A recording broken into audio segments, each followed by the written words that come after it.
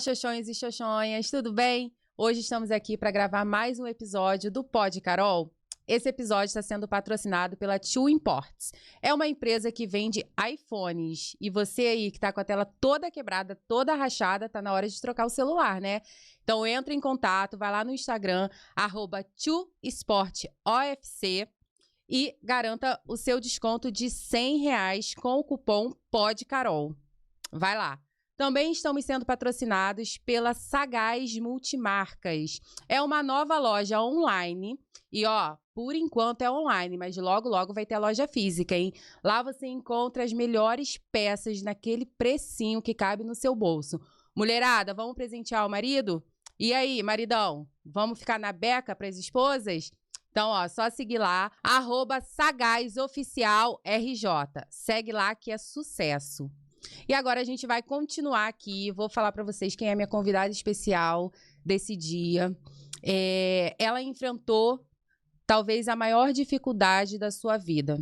Hoje ela pode falar que superou o câncer de mama e ela tem uma história linda que vai impactar você, uma história com relacionamento com Deus, e eu quero que você escute essa história até o final. Então, com vocês, Luciana, seja bem-vinda. Obrigada, Muito Carol. obrigada por você topar estar aqui com a gente, tá? E vamos bater aquele papinho leve, descontraído, mas muito sério, né? Porque hoje a gente está aí no Outubro Rosa e é importante, eu acho que é uma pauta muito importante para a gente falar aí com a mulherada, né? Então, a primeira pergunta que eu vou te fazer é: como era o seu cuidado com a saúde antes da descoberta do câncer de mama? Carol, é algo até um tanto quanto contraditório, né?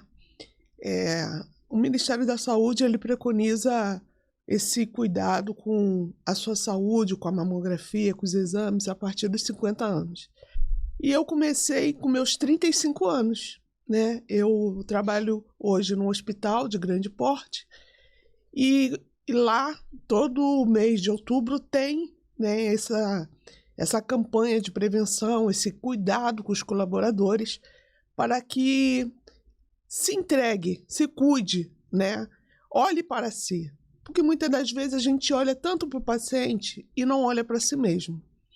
E esse Outubro Rosa, quando a gente começou a participar, né, das palestras, e eu pedi à ginecologista que eu começasse, né, a fazer a mamografia.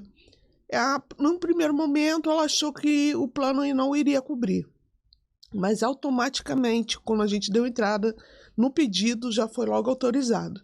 Então, desde 2015, eu faço essa prevenção de mamografia, ultrassonografia, e desde então, né, era algo que eu jamais imaginaria que eu seria acometida, né? Jamais passou pela minha cabeça que eu seria alcançada por essa doença a partir do câncer de mama, porque justamente é por onde eu comecei, né? A prevenção foi a partir do câncer de mama.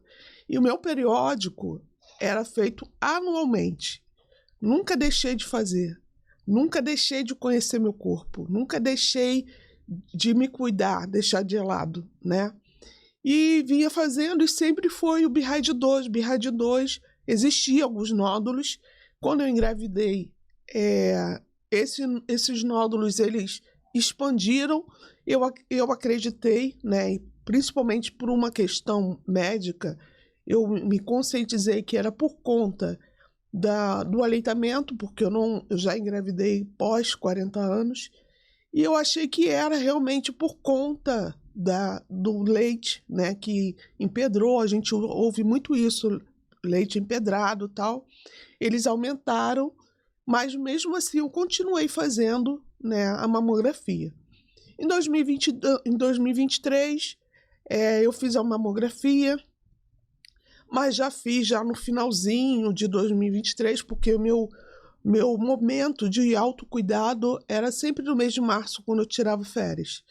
E quando eu ia tirar férias, você é obrigado a estar em dia com o seu periódico. Então eu já ia fazer o periódico da empresa com todos os meus exames prontos, tudo pronto, tudo passando já pela médica, passando pelos médicos, na tireoide, no abdômen, tudo. Eu já sempre me cuidei em relação a isso. Então, eu já entrava de férias com o meu check-up em dia. E quando foi em 2023, veio a pandemia, ficou muito mais difícil em 2020. E em 2022, 2023, ficou um pouco mais tardio por conta dessa questão de autorizações, por conta de espaço, por conta da Covid. E eu já fui, e ao invés de fazer em março, eu fiz em outubro, né? Fiz em outubro, deu tudo normal. E 2024 chegou. 2024 chegou, estávamos nessa transição entre um CNPJ e outro. Alguns médicos estavam inseguros se receberiam esse valor ou não da consulta. Ficou um pouco mais em vez de março, ficou para maio. E quando foi maio, eu recebi o comunicado dos colegas, né, de que os médicos já estavam aceitando. Eu estava entrando de férias. Dia 28 de maio, eu fui na ginecologista, ela fez o exame físico, tudo normal, peguei os pedidos. Em junho, meu esposo foi fazer uma cirurgia um tanto quanto delicada. E quando foi em julho, nós tínhamos uma festinha para ir. E normalmente, quando a gente vai um pouquinho mais longe, né, a minha filha, que tem 4 aninhos, ela resolveu ir no meu colo, algo que ela não fazia, andar fora da cadeirinha. Nesse dia, ela resolveu sentar no meu colo porque ela queria cumprimentar as pessoas que passavam do lado de fora do carro. Eu achei um tanto quanto estranho, porque ela não é disso. Ela não é de cumprimentar as pessoas, ela é um pouco tímida. Até ela se soltar, já chegou no destino, né? Então, eu atendi o pedido dela, botei ela no meu colo, abri a janela e ela ia cumprimentando as pessoas por onde a gente passava. Só que num dos movimentos, ela encostou o cotovelo no meu seio. Eu senti uma pontada, como se eu fosse uma alfinetada, né?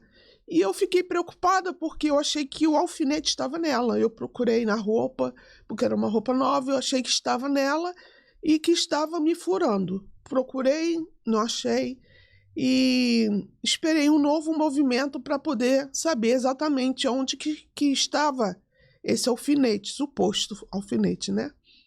E quando ela fez o movimento de novo, que ela encostou, que eu senti a dor, eu segurei no braço dela e procurei na roupa. Quando eu olhei, não era a roupa, era o cotovelo. E ali eu já liguei um alerta, porque como um cotovelo que encosta em mim, eu sinto uma dor, né? Isso já era meado de julho. E aí eu já tinha marcado meus exames, ficou para outubro, porque eu faço sempre no mesmo lugar com os mesmos médicos, né? Quando eu marquei todos os exames no mesmo lugar, eu só consegui para outubro, mas eu achei que ficou muito distante, principalmente porque o local onde eu havia marcado é de difícil acesso, tanto para você chegar como para você sair. Ficou para outubro. Então eu conversei com uma amiga e tal, e ela, que trabalha nessa empresa, trabalha sendo especialista em mamografia, pedi essa ajuda para ela para poder antecipar os exames. E aí ela falou que estava abrindo uma nova unidade mais perto do hospital onde eu trabalho, e ela falou, aguarda que vai abrir a agenda. Quando abriu a agenda, ela conseguiu marcar já para o mês seguinte.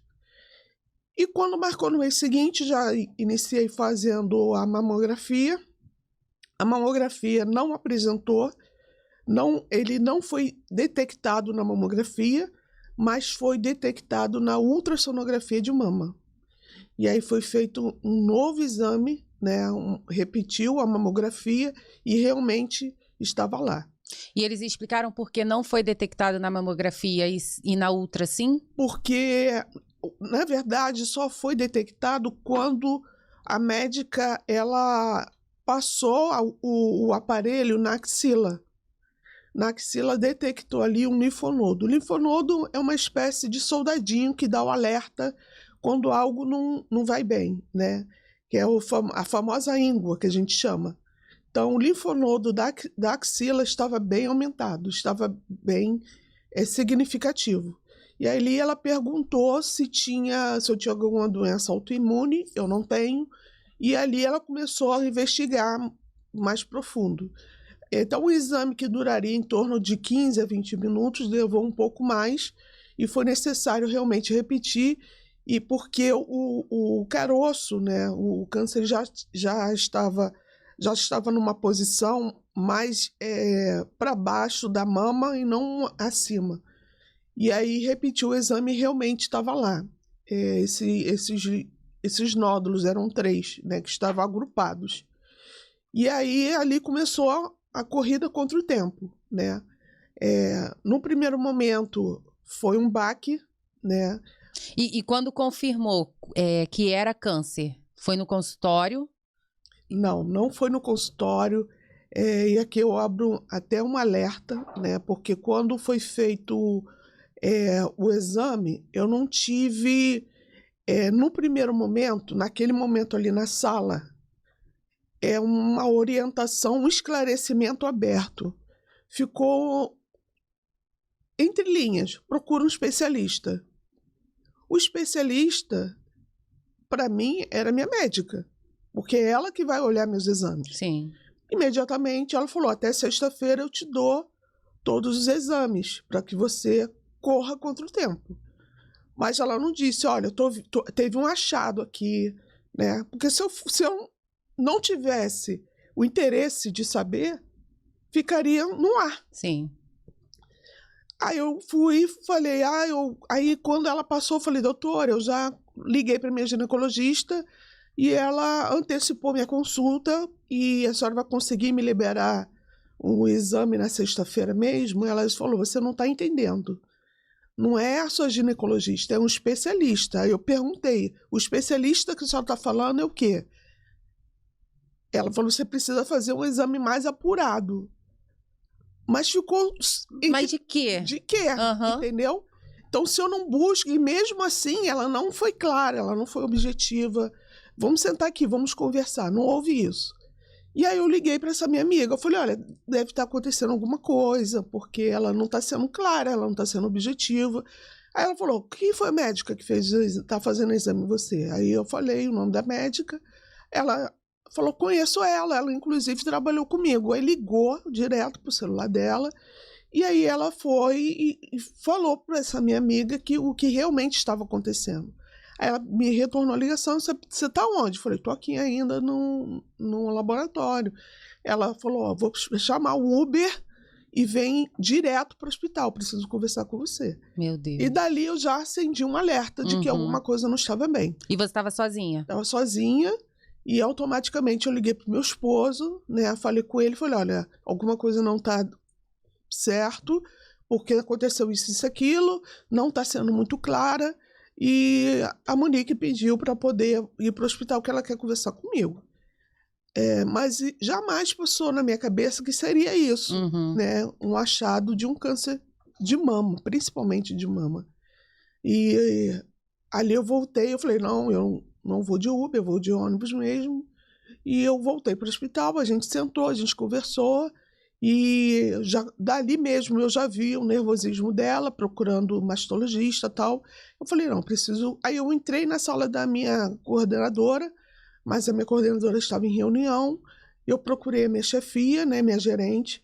A minha gerente automaticamente ali, ela me abraçou, ela me perguntou o que foi que aconteceu, eu relatei para ela. Só que ela entendeu que o exame que eu tinha realizado foi dentro do hospital. E não foi de uma rede terceirizada.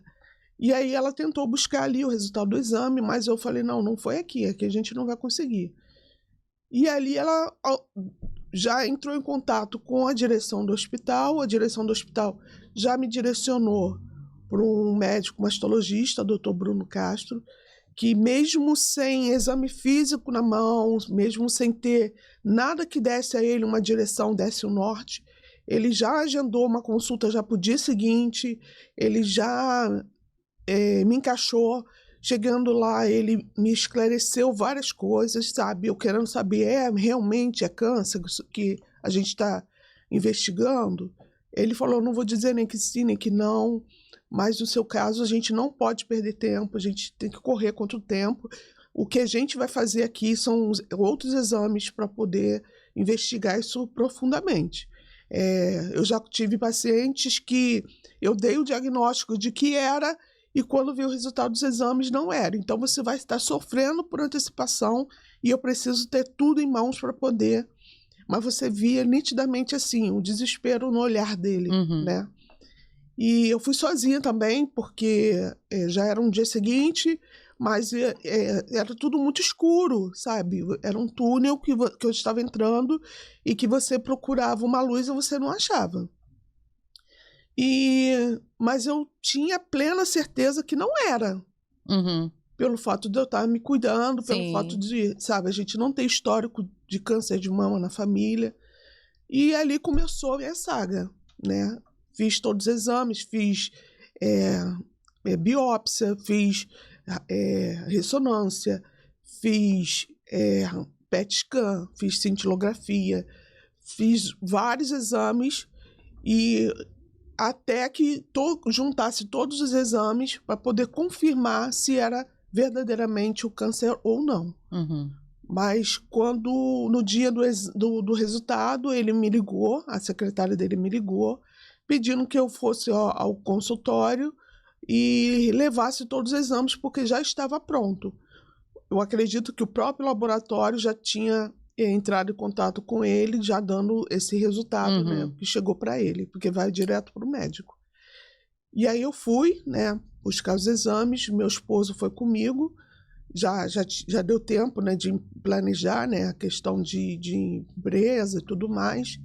Ele foi comigo e ali foi que realmente todos os exames comprovaram, né, que já era BIRAD 5. BIRAD 5, numa escala, já é um estágio bem avançado, né, já, que vai até o 6, que é o metástase. Né? Então, ali a gente começou, foi tudo muito rápido, né? Eu fiz o exame, os primeiros exames, a mamografia no caso, né? Foi no dia 26 de agosto e no dia 16 de setembro eu já tinha todos os exames na mão, né? Tudo em mãos já para iniciar já o tratamento. Alguns, quando eu até marquei a ginecologista, né? Ela quis atribuir esse peso a mim. Ah, você trabalha muito, você se descuidou? Não, em momento algum. Porque se a gente fosse realmente buscar esse peso eu jogaria para ela. Sim. Porque ela fez o exame físico e não foi achado. O intervalo de tempo foi muito menor, né? Eu fui dia 28 de maio, a gente já estava em julho e eu já estava sentindo já as primeiras reações do câncer de mama.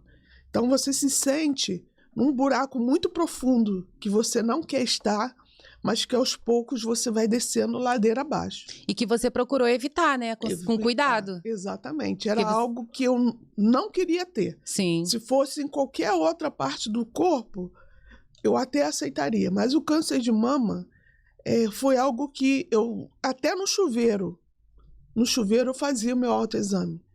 Então, assim, eu não, em momento algum, eu senti esse nódulo. Em momento algum, eu senti um linfonodo. Para você ter uma noção, ele media 8 centímetros por 6. É muito grande. Ele veio de uma forma muito agressiva, né?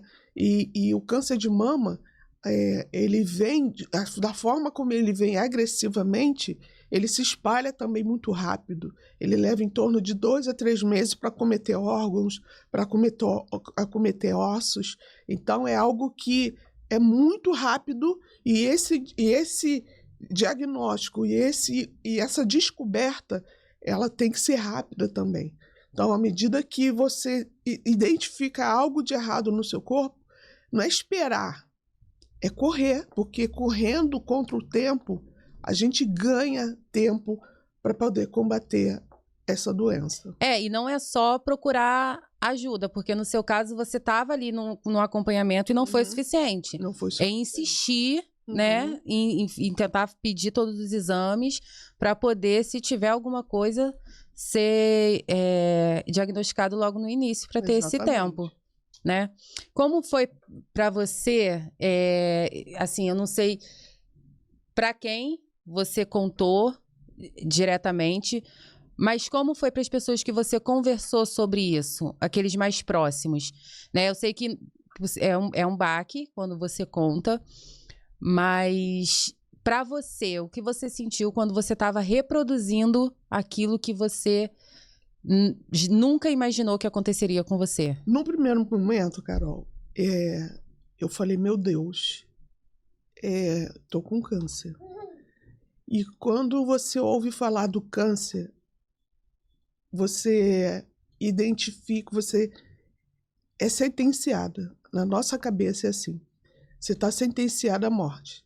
Principalmente quando você trabalha no ambiente hospitalar, porque a gente vê muitas coisas, a gente ouve muita coisa.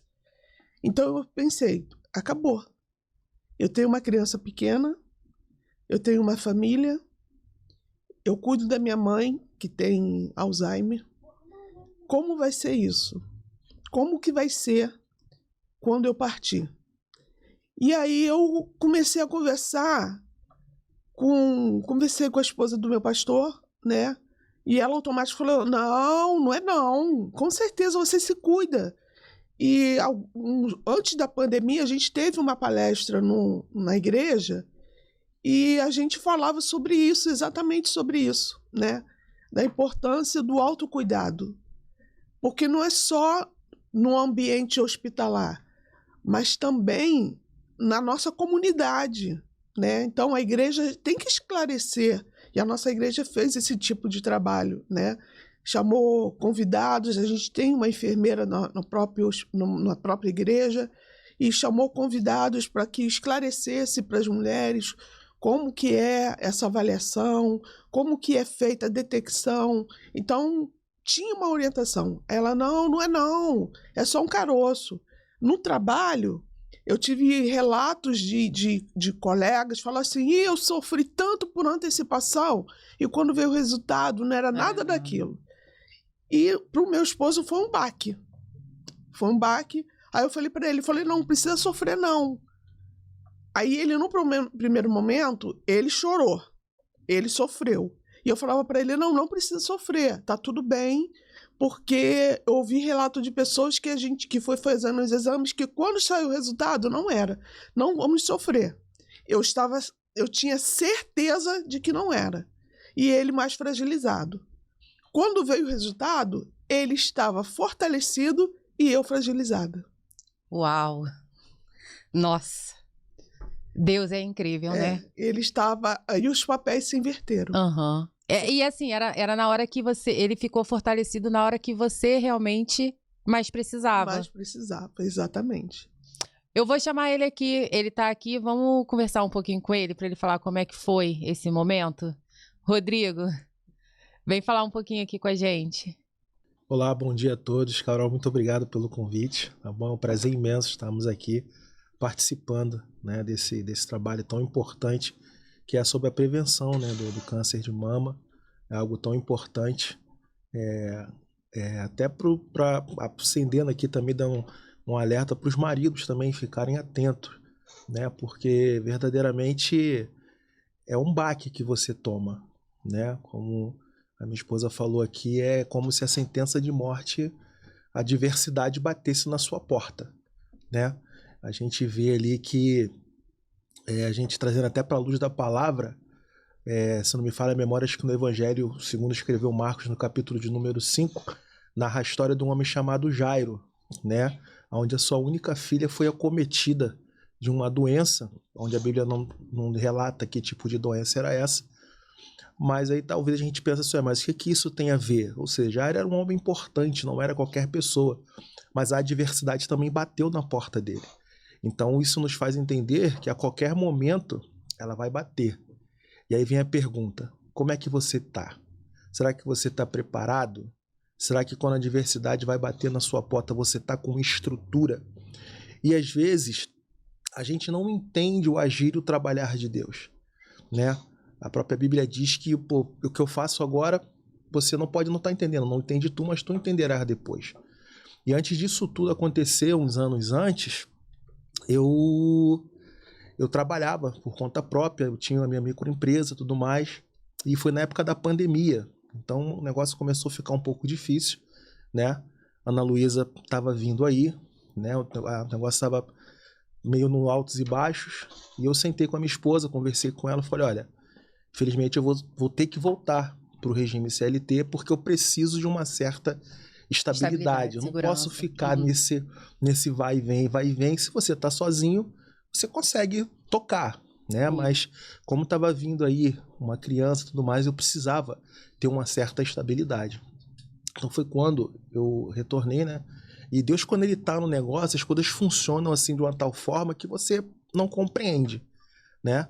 E aí nesse período ela chegou e conversou comigo, olha, eu vou preparar aqui, vou fazer uma revisão no seu currículo e vou enviar, que tem algumas propostas boas aqui. Eu falei, sem problema nenhum, pode enviar.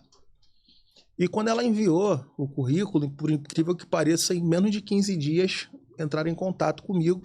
E eu estava até trabalhando quando ligaram para mim. Eu geralmente, se eu estiver muito ocupado e o telefone tocar, eu não sou muito de parar o que eu estou fazendo para poder atender. Eu Também posso sou até assim. retornar depois. Só que naquele momento eu parei, atendi, conversei com a pessoa. E aí fiz um processo seletivo e entrei nessa empresa, né? Entrei nessa empresa, assim, resumindo. Se nesse processo na qual nós passamos, se eu tivesse ainda trabalhando por conta própria, eu não sei se eu teria a estabilidade, a estrutura que eu tive naquele período para poder suportar. Porque quando ela me passou a notícia, eu estava trabalhando e aquilo acabou com o meu dia. Eu fiquei sem cabeça para poder trabalhar. Meu corpo físico estava ali, mas a minha mente estava totalmente em outro lugar. E eu pensando, meu Deus, como é que vai ser? E as pessoas passavam, olhavam.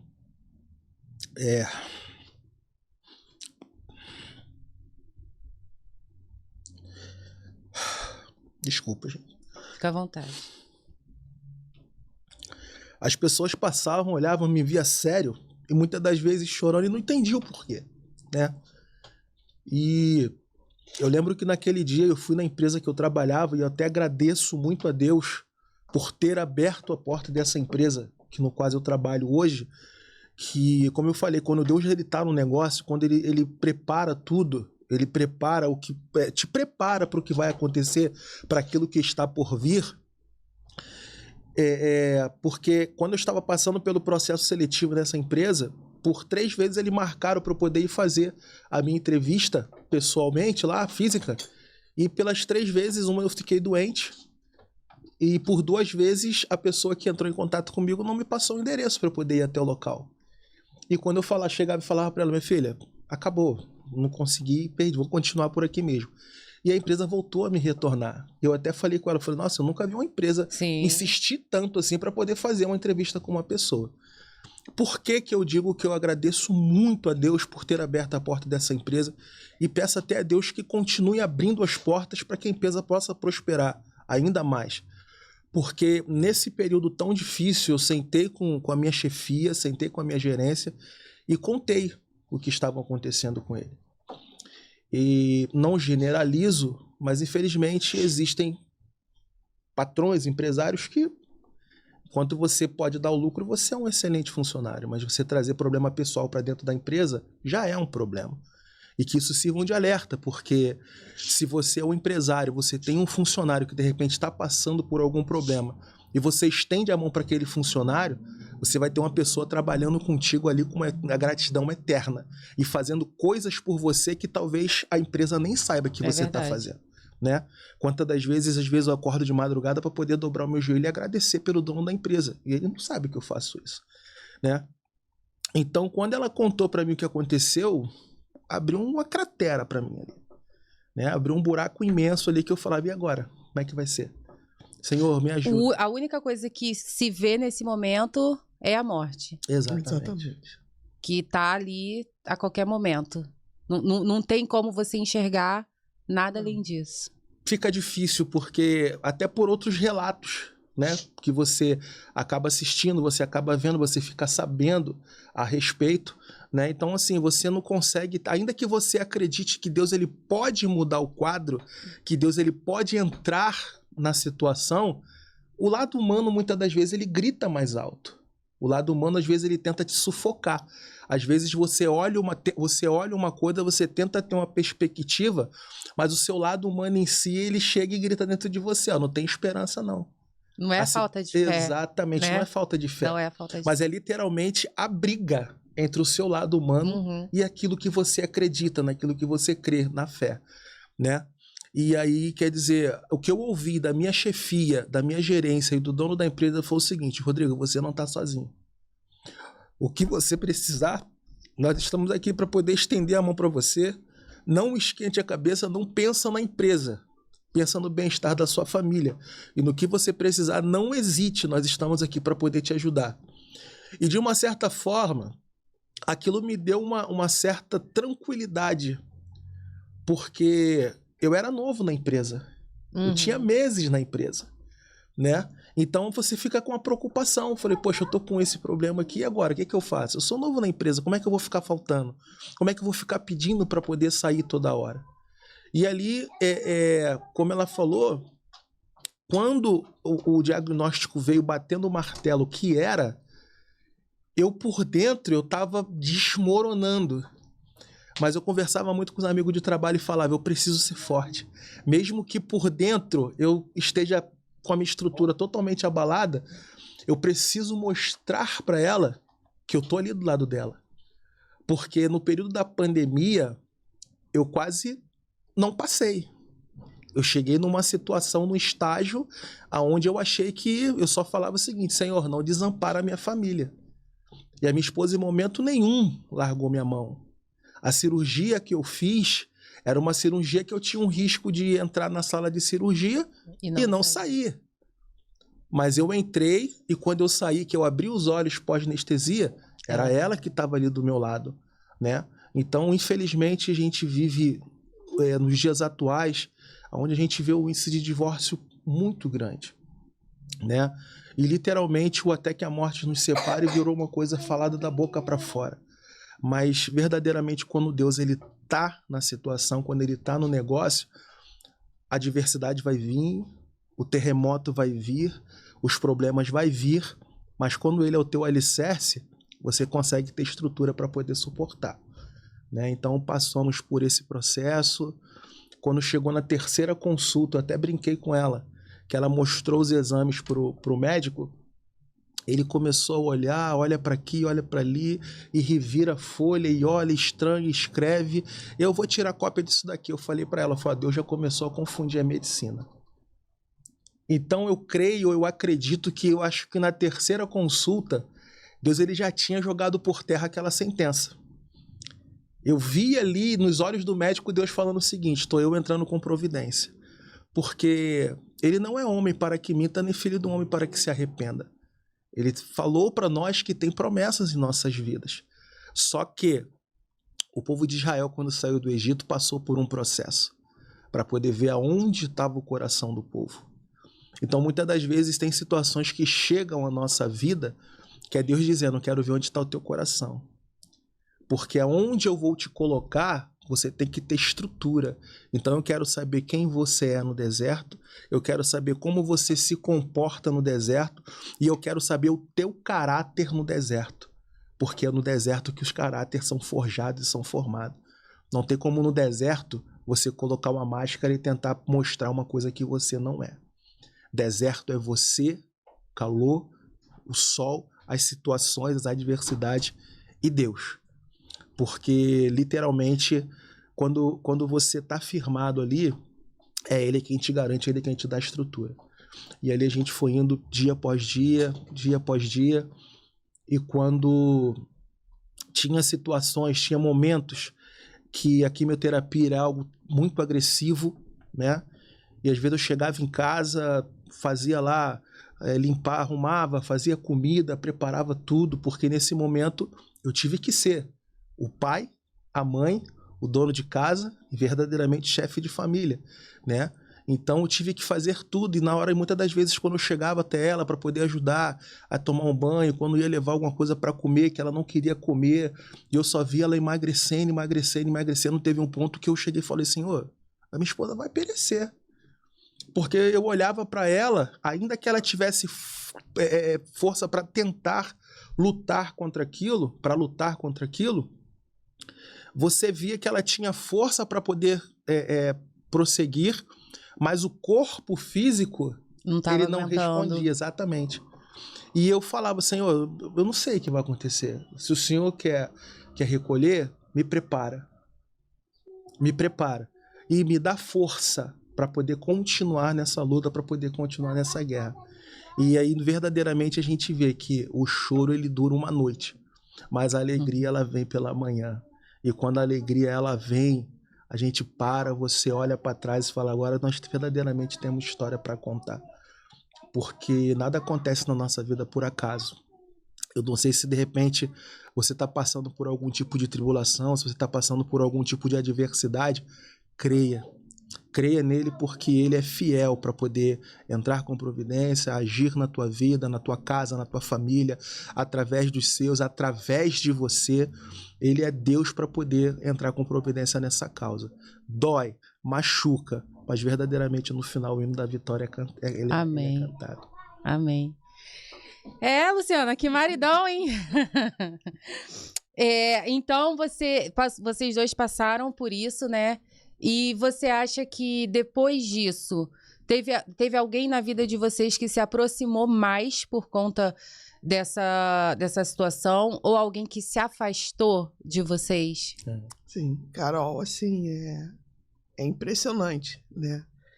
Porque, como ele falou, a adversidade, ela te mostra, te revela quem verdadeiramente passa e quem verdadeiramente está com você. E apesar dele estar comigo em todos os momentos, né, minha família, meus irmãos, minha mãe, mesmo com Alzheimer, você falava com ela assim, eu acho que ela, naquele momento, ela não sabia da gravidade. Uhum. Eu acho que ela entendia que era um simples caroço, né? E o que mais me marcou nesse período que foi anteontem, eu até falei com ela, né? Eu não lembro se um dia eu falei para ela, eu te amo, mas eu falei para ela esses dias. Porque exatamente, eu olho para trás, foi 1 ano de descoberta, né? Agora, dia 9 de outubro, faz 1 ano que eu iniciei a quimioterapia. E ela também tinha acabado de passar pelo vale, né? Ela lutava contra o câncer. E quando você passa por um momento difícil, você quer estar... A primeira pessoa que você pensa em estar é com a sua mãe. E eu senti muita falta da minha mãe. Eu senti muita falta dela estar ali comigo, mas eu não podia cobrar porque ela não estava entendendo o que estava acontecendo. E apesar do meu esposo estar ali presencialmente às 24 horas, você comeu, você está conseguindo beber água, você está se alimentando. E eu tenho uma tia e ela não está perto, ela está longe. Hoje ela mora em São Paulo, mas ela é daqui de Nova Iguaçu. Desde que eu me conheço como criança, eu lembro de Nova Iguaçu e eu tenho as melhores e maiores referências de Nova Iguaçu. O meu coração se aquece quando chego nesse lugar, né? Por conta da minha infância, da minha lembrança, as datas, as melhores datas, né? Sexta-feira Santa, Natal, Ano Novo. Era um momento que a gente estava em família. Meus avós eram daqui, meus tios são criados aqui. Então, a gente tem a referência de Nova Iguaçu, né, como parte da nossa infância. Hoje ela não está aqui, ela está em São Paulo, mas quando eu contei para ela do que eu estava passando, ela tinha acabado de passar por esse enfrentamento. E ela segurou na minha mão lá. E ela falava assim, Luciana, não desiste. Você está vendo o exemplo da sua tia. Não desiste. E eu me lembro que ela me mandava mensagem todos os dias. Se é que eu posso dizer, toda hora. E quando eu não atendia, eu não tinha forças para responder, ela buscava entre meus irmãos. Cadê a Luciana? Luciana não está atendendo as minhas ligações. Luciana não está atendendo... Não tá. E ela queria ouvir minha voz, que ela falava assim, manda áudio. Manda áudio. Só que eu não gosto de mandar áudio, eu escrevia. Só que eu não tinha forças para escrever. E ela buscava, ela me procurava, sabe? Ela me buscava se aonde é que eu estou. Como é que ela está? Porque ela não está me respondendo. Eu não tive a mãe, mas eu tive uma tia que não precisava ela estar perto. Ela estava longe, mas ela fez muito perto. E eu, essa semana, falei com ela que ela foi parte integrante da minha cura. Porque ela me buscava o tempo todo. É como se a mão dela entrasse nesse túnel e me caçava. E te encontrava lá. E me encontrava, sabe? Dizer assim, ó, você não está sozinha. Você não vai passar por isso sozinha. E quando ela me mandava vídeos dela, nesse enfrentamento dela, eu falava para mim mesmo, a minha tia passou e eu tenho que passar também. A minha tia passou e sobreviveu. E eu tenho que sobreviver também. Então, e pessoas que souberam por outras pessoas não chegaram. E não chegaram, não chegavam e nem vão chegar. Há pessoas que se limitavam em chegar. E há outras que tentaram chegar, mas que tinha medo do que ia encontrar. Eu me lembro que quando o médico falou que meu cabelo ia cair, eu levei anos. Essa foi a parte mais difícil. Eu levei anos para poder achar um lugar que meu cabelo se adaptasse.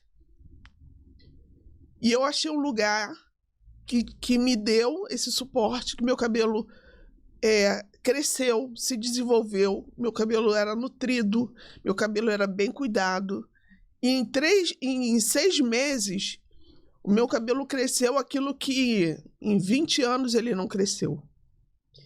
E ele tomou forma, e a ponto-se de meu esposo ter ciúmes do meu cabelo, de não deixar eu tirar as pontas do cabelo, entendeu? Não podia cortar, né? Podia. Se ela falasse que ia cortar a pontinha, tinha briga. Tinha briga. Aí, quando o médico falou que meu cabelo ia cair, foi a parte mais difícil. É porque, assim, quando chega nesse momento, você já meio que aceitou a doença, meio que se prepara para o tratamento, e aí vem a vaidade. Exatamente. Mas, antes de você... quando você recebe o diagnóstico de que realmente ali o meu mundo caiu. Eu falei, como é que eu vou viver com essa doença? Como é que eu vou enfrentar essa doença?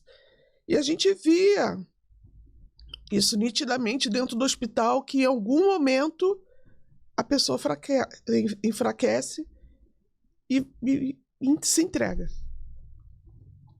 E ali, quando a gente recebeu o diagnóstico de que realmente que todos os exames comprovavam que era, eu falei, então vamos enfrentar, vamos encarar isso de frente e vamos ver no que vai dar. E o oncologista é uma pessoa assim maravilhosa, que ficou comigo o tempo todo, o mastologista também, com a certeza, me passando a certeza de que eu ia ficar bem, porque o câncer ele veio de uma forma muito agressiva e eu tinha que tratar ele de uma forma agressiva também. Eu tinha que revidar agressivamente. Então eu fiz a quimioterapia, foram 16 sessões. No primeiro momento foi tranquilo, porque eu conseguia lavar, passar minha roupa, cuidar da minha filha, cuidar da casa, cuidar da comida, né? Eu mesmo preparar as minhas refeições. Mas foi chegando um momento que foi vindo a debilidade, as fraquezas. Tem dias que eu conseguia levantar, tinha dias que eu não conseguia. Tinha dias que eu levantava com muita disposição, tinha dias que eu sequer levantava a minha cabeça. E aquilo foi agravando. A parte mais difícil foi a quimioterapia vermelha, que ali eu emagreci, só na primeira sessão foi em torno de 30 quilos que eu perdi. Nossa. Em 21 dias, que é um intervalo entre uma sessão e outra é de 21 dias. Eu vomitei 12 dias seguidos, sem colocar uma gota d'água dentro da boca. Não conseguia, porque vinha uma fraqueza sem fim, a ponto de eu ter que ir para a emergência, receber uma hidratação, porque eu já estava entrando em processo de desidratação. E foi ficando cada vez mais difícil, mais difícil, mais difícil. E para você se colocar de pé era algo sobrenatural. Mas lá no início, eu pedi ao médico que não me afastasse do trabalho, porque eu tinha medo de me afastar do trabalho, porque eu nunca fiquei afastada por mais de 15 dias. Eu queria ocupar a minha mente. E ele falou, não, você trabalha no ambiente hospitalar e a forma de você contrair uma doença é maior. É né? maior, porque a tua imunidade vai mexer com a tua imunidade.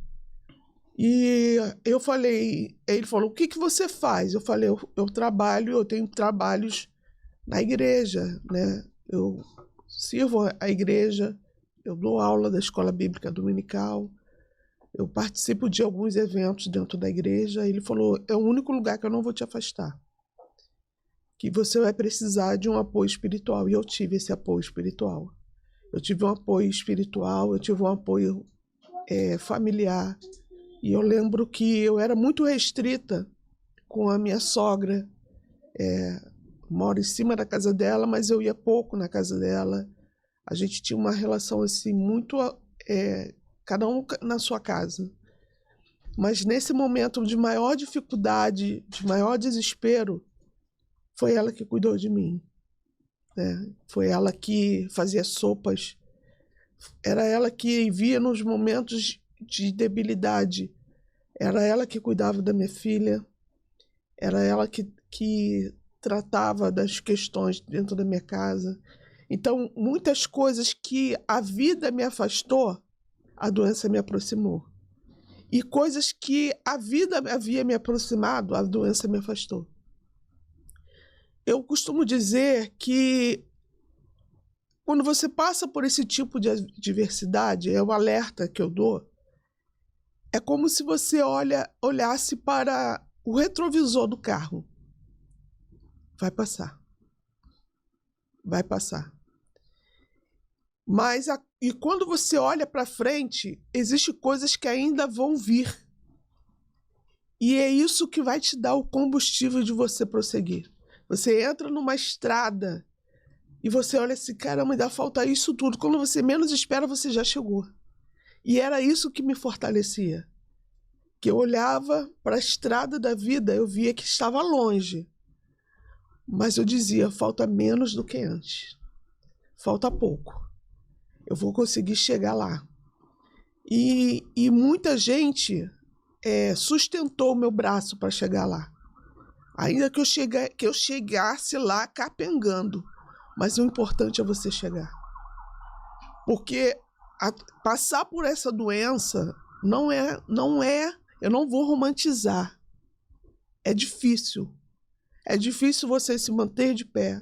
É difícil você ter uma estrutura. É difícil, e é como ele falou, é na adversidade que você, se você é mascarado, a tua máscara vai cair. E eu não quero que olhem para mim e olhem e falem assim, você é uma guerreira, você é... Não. A tua cabeça tem que te ajudar a chegar aonde você quer chegar. Eu olhava para minha filha, eu falava assim, meu Deus, quando a gente casou, a gente teve a informação de que a gente nunca iria gerar filhos. Não espera por isso. Vocês nunca vão gerar. E Deus me deu. E eu falava assim, Deus, se o Senhor me deu, não é para deixar ela órfã. Não é para deixar para que outros venham cuidar. Mas o Senhor me deu para saber o que é ser mãe. E hoje eu tenho essa oportunidade de acordar de manhã, sentar com ela, fazer o trabalho de casa. E mesmo na doença, assim, meus dedos ficaram sensíveis. Eu sentia muitas dores nas minhas mãos, nos meus dedos. Mas ela chegava da escola, parecia que ela tinha andado na lama. A meia de branca vinha preta. E não adianta você jogar na máquina. Você tinha que esfregar. E eu fechava os olhos, era aquela força que me dava. Eu preciso lavar a meia da minha filha. Ela não pode ir para a escola de qualquer maneira. Não vai ser uma doença que vai me impedir dela ir penteada. Não vai ser uma doença que vai impedir dela ir limpa. Não vai ser uma doença que vai impedir dela ir suja. Ela não pode ir suja para ir para a escola. Então eu tinha um cuidado de limpar o tênis, um cuidado de lavar a meia, mesmo que eu tivesse perdido todas as unhas da minha mão. Perdi todas. Da minha mão, perdi todas as unhas do meu pé. Mas ela não foi suja. Ela não foi encardida para a escola. O interessante é que, nesse período, eu lembro que eu comprei um aparelho, que esse aparelho era para justamente lavar peças de roupas pequenas, né? Falei, eu vou comprar, que aí você coloca as roupas, as meias da Aninha e as calcinhas dela, e você coloca ali e só vai tirar depois para poder tirar o excesso de água e estender. Aí evita de você ficar esfregando. Só que muitas das vezes eu chegava, tava ela lá no tanque. Falei, minha filha, eu comprei aquilo à toa. Ah, mas eu esqueci. Ah, mas eu esqueci. Né? Mas também, no certo ponto, eu entendia que era para ela poder, de uma certa forma, se sentir útil. Né? Não que aquilo fosse substituí-la. Né? Era algo que eu comprei para poder ajudar e minimizar a dor que ela sentia. E literalmente nesse momento é que você vê verdadeiramente quem é e quem não é.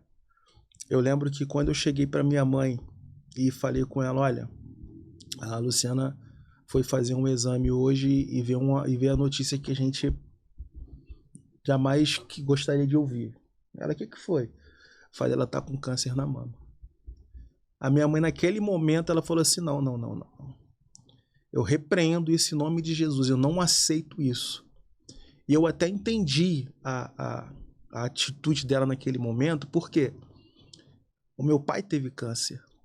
Meu pai teve câncer na próstata e lutou até os últimos segundos de vida, né? E o interessante é que logo depois do falecimento do meu pai, acho que um ano depois, né, mais ou menos, a minha irmã foi acometida de um câncer no intestino. E eu vi também, algumas das vezes eu ainda conseguia deixá-la no hospital para poder fazer tratamento. Mas Deus, ele é tão tremendo, que foi justamente nesse período de doença da minha irmã que a Ana Luísa nasceu. Então, era como se a Ana Luísa fosse o combustível para ela poder levantar. E quando ela escutava a Ana Luísa chorando, ela ia se arrastando, porque ela botava na cabeça dela, a Aninha precisa de mim. Ela chama de titia. Titia precisa de mim. E ela se arrastando ia até a Luciana para poder ajudá-la de uma certa forma e tudo mais. Então foi também o combustível para que ela viesse passar por cima também desse diagnóstico, né? Essa sentença que a gente recebe. E aí, quando eu contei para minha mãe a respeito de mais um episódio, ela falou, não, eu não aceito. Eu não aceito, que é isso? Falei, não aceito. Falei, eu também não aceito. Mas foi o que aconteceu e a gente vai ter que passar por essa daí. E é literalmente pessoas que a gente menos esperava foram as que estenderam a mão. E pessoas que você de repente achou, que nós achamos que de repente se aproximaria mais, foram as que se afastaram. Glorifico muito a Deus pelo pastor que nós temos, porque pela igreja que congregamos, porque foi num período que, pela debilidade dela, nos ausentamos muito dos trabalhos da igreja, e nós moramos atrás da igreja, então da nossa casa a gente estava sempre escutando os clamores da igreja em prol da nossa família. Então, como ela falou, nós tivemos um respaldo espiritual. A gente não poderia estar lá de corpo presente, mas o nosso nome estava sempre lá, né? Nosso pastor, 5h30 da manhã, às vezes eu estava me preparando para poder sair para trabalhar, eu estava escutando ele dentro da igreja, orando, levantando um clamor. Então a gente glorifica muito isso daí também. Mas é justamente nesse período que Deus te mostra. Esses verdadeiramente são as pessoas que você pode caminhar do lado e que podem caminhar do seu lado. E eu costumo sempre dizer que existem pessoas que nós conhecemos e existem aquelas que é Deus que te apresenta. Então as que permaneceram foi que verdadeiramente Deus nos apresentou. E aquelas que se afastaram foi pessoas que nós só conhecemos, né? E é verdadeiramente na adversidade que alguns amigos se tornam irmãos. Apesar de nós sermos muito, como é que eu posso dizer, reservado, né? Apesar de ela ter passado por esse processo e a gente não ter aberto para muita gente, até porque a gente sabe para quem poderia contar, para quem deveria falar. Nós abrimos mais amplamente depois da cura. E como foi a cura? Como foi o dia que vocês souberam que a cura estava lá? A cura chegou. Ela conta mais detalhado do que eu, mas assim, eu lembro que quando eu estava no trabalho, ela chegou, filho, peguei o resultado. Eu estava trabalhando, estava no atendimento. E aí ela chegou, começou a ler, eu falei, minha filha, eu não entendo nada desses detalhes técnicos, não adianta você falar isso para mim. Vai logo nos finalmente, vai nas zonas de fatos. Aí ela foi, no final, ela foi e leu. Ela vai contar porque eu não consigo lembrar. Mas eu só lembro que quando o que ela leu estava dizendo o seguinte, que a cura havia sido de 100%. Eu dei um glória a Deus tão alto, que quem estava do meu lado olhou assim, ficou meio assustado, assim, sem entender, meio porque eu estava quieto ali, de repente eu dei um grito, sabe? Aí liguei para algumas pessoas, alguns amigos de trabalho que estavam ali, aí, sempre perguntando por ela, como é que tá a tua esposa, tudo mais. Fiz questão de entrar em contato com a minha chefia, com a minha gerência, contar o que aconteceu. O meu gerente, que quando ela começou o tratamento, já não estava mais na empresa, ele tinha saído, mas foi uma pessoa que me apoiou muito. Então, eu me senti, não na obrigação, mas como forma de gratidão, ligar para ele para poder falar, olha, obrigado por tudo, e a minha esposa conseguiu, ela foi curada, em nome de Jesus. Então, da mesma forma em que o chão abre quando vem um diagnóstico, né? Que aí você passa, como eu falei anteriormente, você chora durante a noite. Mas quando chegou ao raiar do amanhecer, que veio a bonança, o final da tempestade, nossa, você anda na rua com um sorriso no rosto que as pessoas não entendem porque não sabem o porquê você passou, né? Então, assim, é algo tremendo, maravilhoso. E eu fiquei feliz, imagina ela.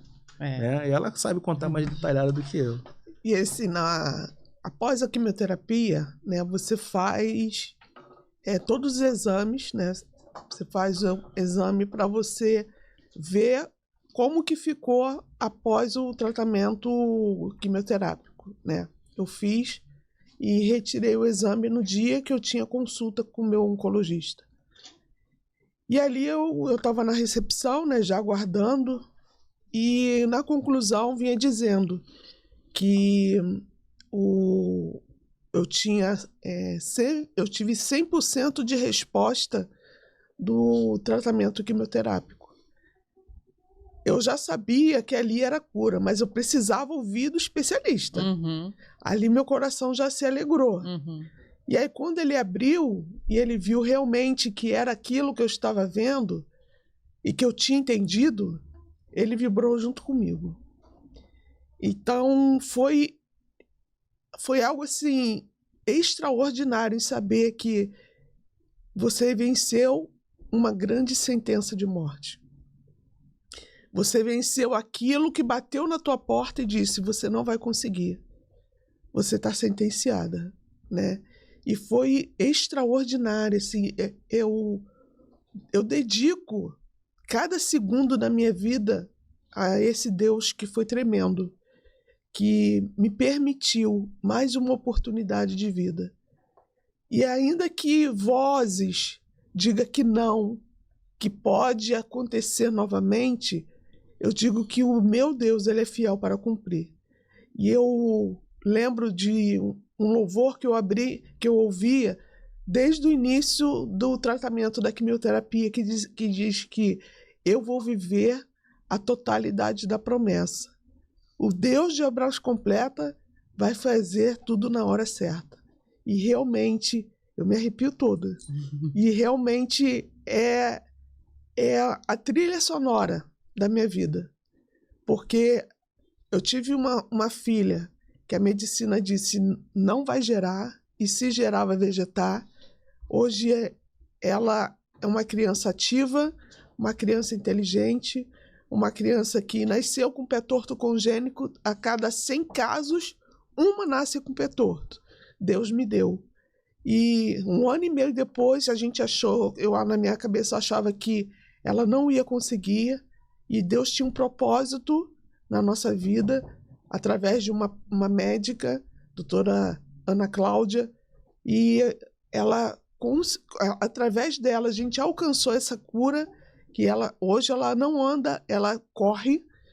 Logo após a gente teve um problema de saúde do meu esposo, em que ele tinha um tumor na adrenal, e que a gente não descobria a pressão alta que ele tinha, que era uma bomba relógio, ele não podia se aborrecer, ele não podia ter estresse, ele não podia ter grandes emoções, porque a qualquer momento ele poderia infartar novamente.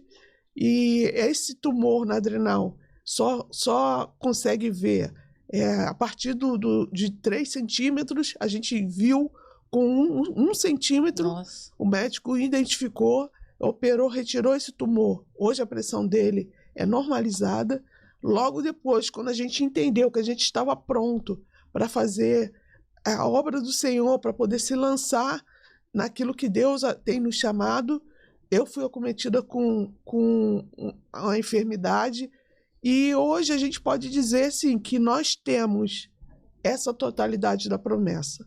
Então, a minha filha passou, meu esposo passou, eu passei, e em todas elas a gente glorifica a Deus, porque hoje a gente vê que nós estamos sendo provados no fogo, e mais importante é que nós não fomos reprovados.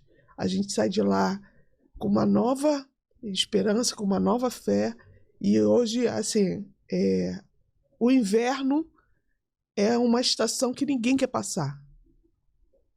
O inverno é onde você olha para as plantas, você olha para as árvores, você vê que elas perdem as suas folhas, perdem as suas folhas, seus frutos, perde tudo. Ela fica uma árvore que ninguém quer ter dentro de casa. Uma árvore que ninguém quer, que ninguém dá nada.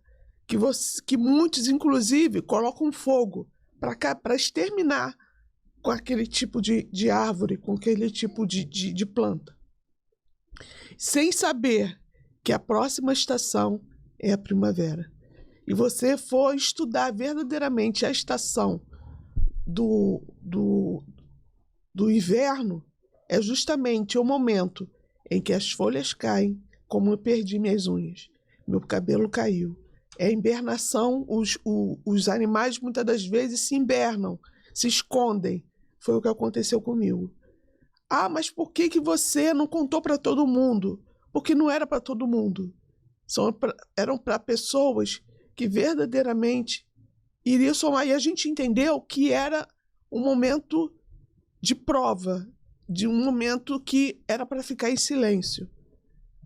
E a gente manteve esse silêncio não por orgulho, não para ser melhor do que ninguém, mas era um momento em que a gente precisava ser amassado e saber que após esse trabalhar do nosso vaso internamente, poderia sair o melhor vaso quando se fosse colocado no fogo. Então hoje eu estou na melhor fase. Chegou a primavera, chegou o momento de florescer. Meu cabelo está crescendo, minhas unhas estão crescendo, está sendo renovado. E a própria bibliografia vai dizer que durante esse período do inverno, se em algum momento o fruto foi amargo, durante esse momento de gerar o fruto foi amargo, quando chega o inverno, que você vai perder tudo aquilo que você tem, quando vier a próxima estação, esse fruto ele vem mais doce do que ele foi anteriormente. E é assim que eu me sinto. É assim que eu me sinto hoje. A doença veio, me ensinou muita coisa. Me ensinou a ser uma pessoa melhor, a gerar um fruto melhor, a gerar... E a gente conversa muitas das vezes que eu era muito enjoada dentro da minha casa, com poeira. A casa não pode dormir suja. E eu tomava tudo para mim. É meu. Eu que tenho essa obrigação. Eu que tenho obrigação de lavar, passar, cozinhar. Eu que tenho obrigação. Hoje não. Hoje a gente é unido. A gente, muitas das vezes, eu tô na arrumação da casa e ele está na cozinha preparando a nossa refeição. Então, a gente tem uma família hoje muito mais unida. Não tem nada melhor que a comidinha do marido, né? Com certeza. Ai, amor, eu amo sua comida. Amo, é muito boa. E hoje a gente vê assim, o quanto que a doença, o dia mau, a tempestade, ela te leva num nível de você ser uma pessoa muito melhor do que você era antes. Hoje a gente vê que não é simplesmente viver dentro de casa, mas a gente se encontrar somente no dia bom, mas também se encontrar nos dias da adversidade. O abandono, você fica procurando na mão de quem que você vai segurar. Você não encontra. Mas quando você encontra uma mão que diz assim, ó, eu estou contigo, não precisa estar dentro da sua casa, como minha tia que estava em São Paulo, vivendo o mesmo processo que eu, mas ainda assim ela teve forças para segurar na minha mão.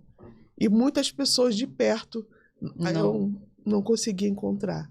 Mas eu lembro que quando meu cabelo caiu, que meu irmão foi me visitar, ele tinha me visto antes com cabelo grande e escovado, pranchado. Eu estava uma diva. Na semana seguinte, quando ele voltou, eu já estava totalmente sem cabelo, sem sobrancelha, sem unha. E ali eu vi o choro sendo entalado na garganta dele. Ele se segurando para não chorar, mas eu vi o desespero na alma dele, né? Então eu vejo o quanto que... E ele me visitava toda semana ele estava ali, né? Ah, ele é um fofo, né? Ele é um amor. Eu vi, assim... minha irmã me procurando, mas eu vi ali, meu irmão foi o que estava sempre próximo, porque a gente mora perto. Ele sempre ali, querendo saber como é que eu estava, e ele era o canal para que minha tia chegasse até mim. Por que você não atendeu a tia? A tia Ana está te procurando, está querendo saber o porquê. E eu falava, eu não tenho forças para poder responder ela, porque eu escrevia, né? Eu não falava por áudio. E muitas das vezes eu respondia ela por áudio para ela saber que eu estava ali, que eu tinha recebido a mensagem dela. Então hoje eu olho para trás, eu vi realmente que foram dias maus, mas também há dias que os olhos não viram, nem ouvidos ouviram aquilo que Deus tem preparado para cada um de nós. O interessante é que aquilo que ela arrumava briga comigo quando ela falava que ia cortar as pontas, o cabelo dela começou a cair. E aí eu falei, teve um dia, antes de eu sair para trabalhar, eu falei, minha filha, você quer aproveitar e cortar o cabelo. E eu lembro que uns 2 dias antes eu tinha ido também no barbeiro, tinha raspado a cabeça, tirado o barba, tirado tudo. E aí aquilo pra mim foi uma faca, né, no peito, sabe? Ela sentada ali, eu cortando o cabelo dela, a minha filha chorando e eu ali me segurando, né, para poder também não chorar. E olha que é muito difícil, né? Coisa mais difícil é eu chorar. Quando chegar ao ponto é porque eu não tô aguentando mais. E o interessante é que quando eu terminei de cortar o cabelo dela, a Ana Luísa acordou. Ela tava dormindo, era 5 e pouca da manhã isso. A Ana Luísa acordou. E aí ela chegou e falou assim: mamãe, por que a senhora cortou o cabelo? E aí, como eu tava de cabeça raspada também, né? Ela falou assim: não, é pra mamãe ficar igual o papai. Ela, então eu quero ficar igual a você e ao papai. Deus. Aquilo ali já me desmoronou. Aí eu não tive como segurar mais, entendeu? Não tive como segurar mais, acabou que eu desabei. E, tipo assim, aquele dia pra mim foi um dia muito ruim também, né? Porque eu via verdadeiramente a agressividade do que é essa doença, né? Por isso é que é muito importante a prevenção, é muito importante as pessoas se cuidarem, né? É muito importante as pessoas, e o principal, ter o apoio da família. Porque tem pessoas que, ainda que esteja passando pelo vale, ela é incapaz de verdadeiramente dar o braço a torcer. E muitas das vezes, quando eu ia acompanhando ela nas consultas, nas infusões, eu passava por aqueles boxes e via pessoas sozinhas. E aí eu ficava imaginando como é que deve ser enfrentar isso sozinho.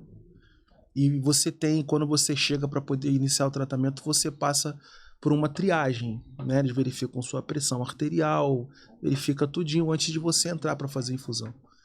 E chegou um rapaz acompanhado com uma moça uma vez, não sei se era namorada, se era esposa, não sei o que era, mas de uma agressividade tão grande falando com ela, eu fiquei sentado olhando assim e falei, gente, nem nesse momento a pessoa ela é capaz de mostrar um pouco de sensibilidade. Uhum. Eu não sei se era ele que estava doente ou se era ela. Parecia que era ele. Mas mesmo passando pelo deserto, era uma pessoa incapaz de mostrar um pouco de afetividade, ser uma pessoa mostrar um pouco de tranquilidade. No tanto que ele não fez o tratamento. Não sei se a pressão dele elevou, sei que naquele dia ele não fez o tratamento. Então nessa hora, eu ficava olhando para aquilo e falava, caramba, como é que deve ser? A pessoa chega sozinha pro tratamento, vai embora sozinho. Não julgava. Não sei se de repente por que motivo a pessoa estava indo sozinha. Mas é justamente no momento onde você precisa de alguém do seu lado para poder tá junto contigo, porque a Bíblia fala a respeito do cordão de 2 dobras. Além de ser mais fácil de arrebentar, a Bíblia fala que é sempre bom ter 2 do que 1, porque se um fraquejar, o outro tá ali para te reerguer, para poder te sustentar. E a gente sempre teve muito isso. Às vezes eu tô num período um pouco mais fraco, ela que me ajuda a caminhar. Quando é ela, é eu que ajudo. Então a gente tem sempre esse equilíbrio, né? A gente vai ter sempre esse equilíbrio. Então a necessidade da família nesse momento é primordial. Não tem remédio, não tem consulta que pague o apoio familiar. Porque muita gente se entrega pelo fato de não ter o apoio, muitas das vezes, de quem está do lado. Pelo contrário, ao invés de estender a mão, joga mais para baixo. Joga mais palavras de derrota para a pessoa. E nesse momento é o que a pessoa menos precisa. É muito difícil, né? É difícil. É até bom os dois estarem aqui, porque a gente lida muito, a gente vai conversar. Quando a gente vai falar sobre uma história, a gente fala sobre a história daquele que viveu. E aquele que viveu, com certeza, passou pela pior dor, passou por aquela sensação de pré-morte, e a gente sabe que isso não tem nem como eu imaginar, óbvio. Mas deve ser uma sensação muito ruim. Só que também as pessoas que estão ao lado têm a sensação, eu vou perder ela a qualquer momento. Passa. E isso também não deve ser nada fácil, Não é. né? Bom, para finalizar, eu queria que vocês deixassem um recadinho para quem está passando por isso agora, para quem está sozinho ou para quem tem alguém. um recado também para alguém que está ao lado de alguém que esteja passando por isso? Fica com vocês. Vocês podem falar ali. O que eu quero dizer é que o dia mau, ele vem para todo mundo. Ele vem para mim, ele vem para você, ele vem para o rico, vem para o pobre, ele vem para o empoderado ou não, o da comunidade ou até mesmo quem mora no palácio. Ele vem, existe, o dia mau ele existe, ele é nítido. Mas o que vai transformar esse momento é justamente em quem você tem se apegado, em quem você tem se segurado. Porque viver esse processo sozinho não é um processo fácil. É um dia mau, é um dia escuro, é um dia de frio, é um dia em que você olha para você que você não quer olhar no espelho, você não vê beleza em você, você não vê utilidade em você, mas a tua cabeça sabe que é só uma fase, que isso tudo vai passar, e passa. E eu olho para trás, eu não me importo que meu cabelo caiu, eu não me importo que a minha unha caiu, e eu não me importo com a dor que eu passei. Mas eu olho hoje, o importante é o hoje. Que aquela árvore que estava prestes a ser lançada no fogo, que para muitos não tinha utilidade, que para muitos já tinham sido sentenciada, está aqui hoje, floresceu, vai passar. E não passe sozinho. Passe acompanhados com aqueles que estendem a mão com você, porque existia dias que meu esposo não podia ir num acompanhamento de uma consulta, no acompanhamento de um exame, mas eu tive uma amiga que ela estava presente em todas. Então, hoje eu vejo que é o que está escrito, que existe amigos mais chegados do que irmãos. A gente se limitou em não incomodar pessoas, a gente se limitou em não bater na porta de qualquer um, porque a gente sabia que nem todos estavam ali para ajudar. Mas a gente sabe que aqueles que estavam fez toda a diferença no processo de cura. E isso eu dedico a todas essas pessoas que voluntária ou involuntariamente nos ajudaram, estenderam as mãos, estenderam seus ouvidos, dedicaram um tempo da sua vida ali, mandando mensagem, mandando, hoje estou aqui, vai ficar tudo bem. E hoje nós estamos aqui para poder contar esse testemunho de que tudo vai passar. O choro ele vai durar uma noite, mas a Bíblia diz que a alegria ela vai amanhecer. E o mais importante é que essa alegria, a Bíblia diz que haverá dias de choro, de tristeza, mas haverá dias de alegria que ninguém vai tirar. E é isso que a gente está vivendo hoje. Pode estar chovendo, pode estar um dia ensolarado. A gente tem uma alegria na nossa alma que ninguém tira. E é isso que é importante.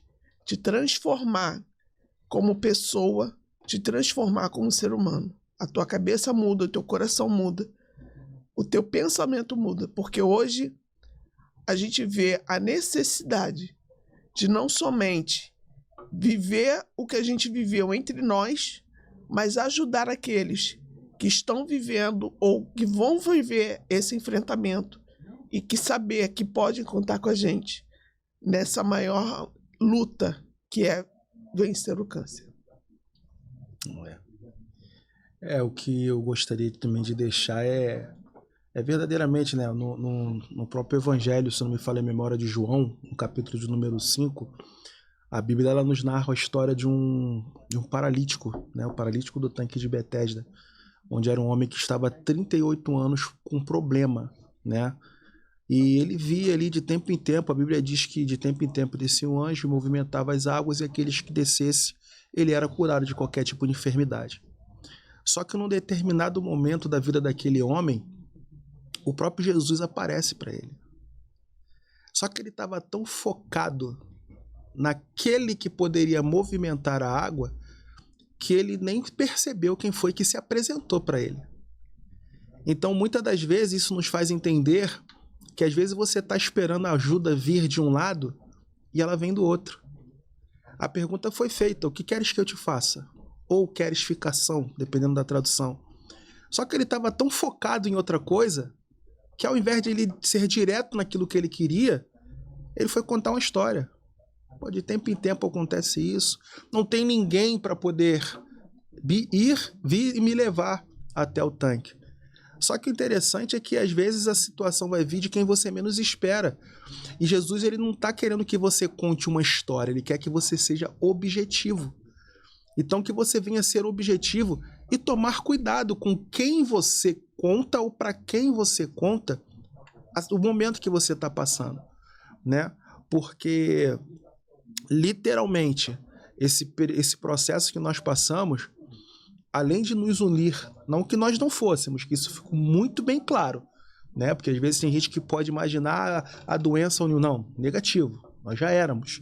Só que nos uniu ainda mais. E foi o suficiente para nós entrelaçarmos ainda mais a nossa mão. Então, como eu falei anteriormente, é uma situação onde muitas pessoas, quando descobre essa sentença, às vezes quem está do lado, ao invés de abraçar, se afasta. Isso não é para mim, não estou preparado, desculpe o termo chulo, se vira aí sozinho. Não é dessa forma. Não é dessa forma. Então é verdadeiramente, você pode passar, de repente se você está passando, a Bíblia diz que pode o pai se esquecer, pode a mãe se esquecer do filho do seu ventre, mas eu, todavia, não me esquecerei de ti, diz o Senhor. Então, de repente, se a pessoa se acha sozinha nesse momento de tribulação que ela esteja passando, ela não está sozinha. Existe um pai que está velando por ela. E, de repente, ele está só esperando com que ela chegue e fale para ele o que ela verdadeiramente precisa, o que verdadeiramente ela quer, apesar de ele saber. Mas muitas das vezes ele quer que nós verbalizamos, né? E ele vai estar ali do teu lado para poder estender a mão, para poder te ajudar, para poder fazer você caminhar. Então, choramos. Muitas noites choramos. Quantas das vezes ela deitava para dormir e eu passava a noite em claro, olhando para ver se estava respirando. Se demorasse muito a se mexer, eu levantava, dava um toque para poder ver se ia responder o toque. Então, perdi muitas noites de sono. Muitas noites de sono, mas não me arrependo de nenhuma das noites de sono que eu perdi, né? Então, eu glorifico a Deus verdadeiramente, porque nos fez mais forte e não tem nada melhor do que você falar daquilo que você conhece. Quem passou pelo processo da doença foi ela. Mas eu digo também que eu passei pelo processo da doença, não estava no meu corpo, mas estava verdadeiramente na minha alma, onde muitas das vezes eu sentia as dores dela, né? Sentia as dores dela. E verdadeiramente tem momentos que você fala: Senhor, eu não vou aguentar. E é nesse momento que Deus sempre via quem você menos espera para poder falar: eu estou aqui. Então, ele vai enviar as pessoas certas. Ele vai enviar as pessoas certas para poder te ajudar, para poder te sustentar, para poder te carregar, para que você possa se reerguer. E no final, o hino da vitória ser cantado. Amém. Gente, foi incrível, incrível mesmo ouvir a história de vocês. Eu tô impactada, ainda tô emocionada. E eu tenho certeza que vai ajudar muitas pessoas que estão em casa. E assim, a mensagem de vocês deixa não só a tribulação da doença, do câncer. É sobre qualquer tribulação. Porque muita gente, né, na verdade, todo mundo em algum momento tem uma tribulação. Mas tem umas que são muito pesadas, né? Tem umas que realmente doem na nossa alma.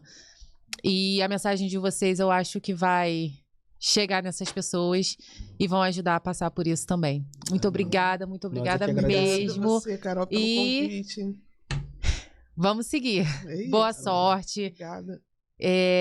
que realmente essa cura, essa vida que vocês vivem hoje, essa promessa completa que vocês estão vivendo, que ela seja cada vez mais e mais e mais bênçãos na vida de vocês. Eu amo a família de vocês, sou apaixonada no Cristiano e também fui muito bem recebida por vocês na família. Sou muito grata por isso. E é isso. Vamos seguindo. Amém. Muito obrigada. Né? A gente deseja que Deus continue te abençoando nesse projeto, Amém. nessa caminhada. É claro que não vai ser fácil, haverá várias pedras no seu caminho, mas as pedras simbolizam dificuldades, simbolizam portas fechadas, mas o que você tem que fazer é saltar sobre elas. É olhar para o alto e saber que é do alto que vai vir o teu socorro, é do alto que vai vir a provisão de Deus, e saber que existem vidas que estão dependendo de cada testemunho, de cada história de sucesso que vai sair daqui. Que Deus continue te abençoando, que as portas elas venham se alargar. Amém. E que você alcance tudo aquilo que está lá no íntimo do seu coração, e que vidas sejam alcançadas, sejam salvas e sejam impactadas com tudo isso que Deus projetou para você. Amém. Que Deus continue abrindo ainda mais as portas para você, para esse projeto, porque é necessário momentos igual a esse. É muito necessário momentos igual a esse, até para alguns esclarecimentos, porque tem pessoas que às vezes acham que o processo é difícil, é muito difícil, mas muitas das vezes se torna difícil por falta de determinadas informações. Então, como ela falou, a respeito das pedras, eu vou muito mais além. Para muitos, a pedra é um obstáculo, mas lembra que foi com uma pedra que Davi derrotou Golias. Então, use essa pedra para derrubar o gigante que possa tentar se levantar no teu caminho. Que Deus te abençoe. Bom, eu não consigo mais falar, mas aqui eu me despeço de vocês com essa história incrível que eu tive hoje e até a próxima.